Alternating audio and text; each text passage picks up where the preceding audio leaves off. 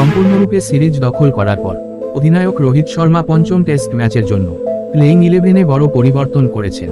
এখন এই 11 সিংহদের দিয়ে অধিনায়ক রোহিত শর্মা পঞ্চম টেস্ট ম্যাচে ইংল্যান্ডকে গুড়িয়ে দিতে চলেছেন। হ্যাঁ বন্ধুরা, আজকের ভিডিওতে আমরা ভারত এবং ইংল্যান্ডের মধ্যে পঞ্চম টেস্ট ম্যাচ সম্পর্কে কথা বলতে চলেছি।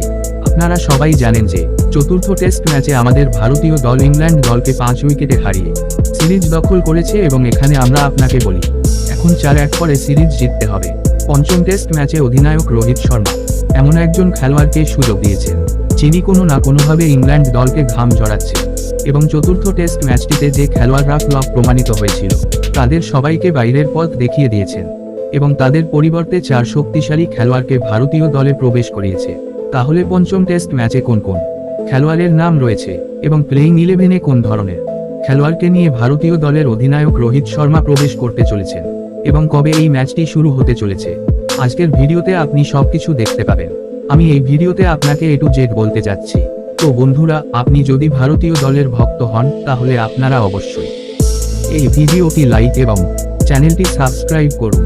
বন্ধুরা, আপনারা সবাই জানেন যে এই সময় আমরা ভারত এবং ইংল্যান্ডের মধ্যে 5 ম্যাচের টেস্ট সিরিজ দেখতে চলেছি এবং আমরা 7 মার্চ থেকে 11 মার্চ পর্যন্ত পঞ্চম টেস্ট ম্যাচ দেখতে পাবো।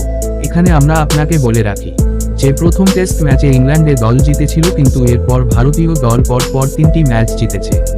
এখন পঞ্চম টেস্ট ম্যাচের পালা। ভারতীয় দল যে কোনোভাবে ইংল্যান্ড দলকে হারিয়ে শিরোপা দখল করবে। এখন আমরা এখানে আপনাদের বলি যে ইংল্যান্ড দল তাদের পরিকল্পিতভাবে পরাজিত করবে এবং সিরিজ 4-1 জিততে ভারতীয় দলের অধিনায়ক রোহিত শর্মা তার খেলার ধরন পুরোপুরি পাল্টে ফেলেছেন। এখন পঞ্চম টেস্ট ম্যাচে কোন ধরনের ব্যাটসম্যানদের খেলতে দেখা যাবে, তাহলে চলুন প্লেইং 11 দেখে নেই। প্রথমে রয়েছেন জয়সওয়াল এবং রোহিত শর্মা আবারও একবার ওপেনিং করতে চলেছে। এরপর 3 নম্বরে রয়েছে বিরাট কোহলি এবং 4 নম্বরে রয়েছেন পুরনো খেলোয়াড় অজিঙ্ক্য রাহানে, যিনি সিএসকে দলের হয়ে ভালো পারফর্ম করতে দেখা গেছে।